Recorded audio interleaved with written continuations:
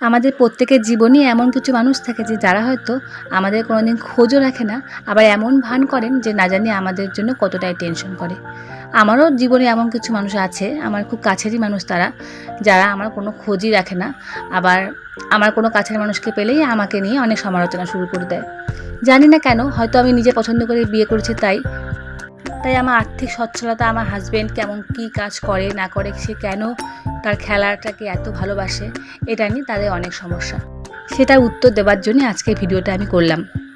হ্যাঁ, এটা ঠিকই, আমার যখন নতুন নতুন বিয়ে হয়েছিল তখন আমাদের বয়সটা দুজনেরই অনেকটা কম ছিল, তাই আমরা আর্থিক দিক দিয়ে তখন কিন্তু অনেকটাই পিছিয়ে ছিলাম।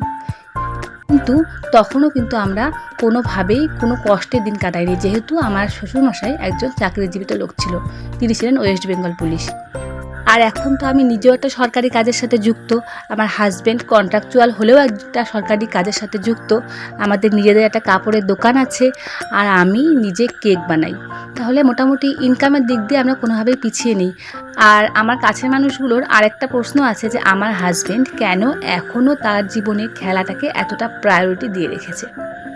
আসল কথা, আমার হাজব্যান্ড ফুটবল বলো, ক্রিকেট বলো, এই খেলাগুলোকে এতটাই ভালোবাসে, আর সে এত ভালো খেলে যে মানুষ তাকে ছাড়তেই চাচ্ছে না। প্রতিটা প্লেয়ার তাকে খুব আন্তরিকভাবে চায় যে ও খেলাটাকে ধরে রাখুক, আর সে নিজেও খেলতে খুব ভালোবাসে।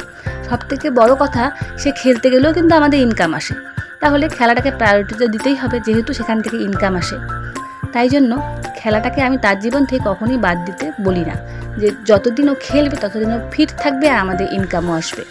তাহলে আশা করি উত্তরটা দিতে পারলাম যে আমরা কোনোভাবেই কিন্তু আর্থিক দিয়ে এখন আর পিছিয়ে নেই। প্রথমে যে কষ্টের দিনগুলো আমাদের গেছে আমাদের দুজনেরই, সেই দিনটা আমরা অনেকটাই পেরিয়ে এসেছি। তাহলে ভিডিওটা আজকে এখানেই শেষ করছি। সবাই ভালো থাকবে, সুস্থ থাকবে, আর আমি আশা করব যে আমি আমার কাছের মানুষগুলোর কিছুটা প্রশ্নের উত্তর দিতে পেরেছি।